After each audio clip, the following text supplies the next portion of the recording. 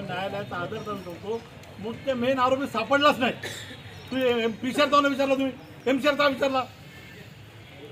चोरीचा माल आहे, चोरीचा नाही रिपोर्ट तुमच्या त्याचा पीएम रिपोर्ट आला नाही, पशुसंवर्धन विभागाचा अहवाल आला नाही. त्या अहवालाचा पहिले तुम्ही मालाची नाही दिली.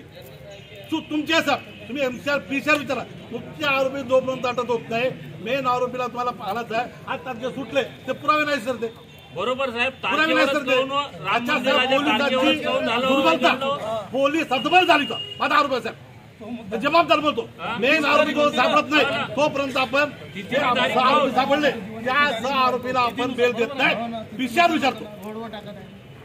पशुसंवर्धन विभागाचा अहवाल आला तुम्हाला, पशुसंवर्धन विभागाचा अहवाल नाही आला. मग तुम्ही एमसीआर विचारला, तसं पीसीआर जाऊन विचारला. तो अनेक चोरीच्या रिपोर्ट तुमच्या जाई जनावर चोरी दिला. आमच्या राजमाता चोरी रिपोर्ट आहे, त्याची चौकशी केली. मास्क तुमचा डेपाटी पाठवलं, ताजा मास्क दिसते. मास्क दिसतं लाल, मास्क ताजा मास्क दिसते पूर्ण लाल लाल दिसते. 5-6 दिवसाचा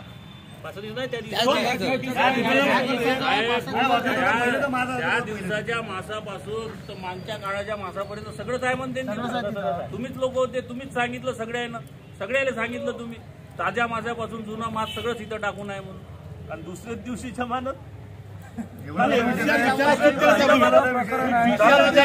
भेटला तर तुमच्या तर पोलीसवाले पुरे काळ्या तुम्ही जे बोलताय ना ते खरं आहे. आणि एवढं मोठं 7 वर्षापेक्षा कमीची सजा आहे. त्याला आम्हाला थांबवता येत नाही. न्यायालयानं त्याला जमानत दिली, आम्ही दिली नाही.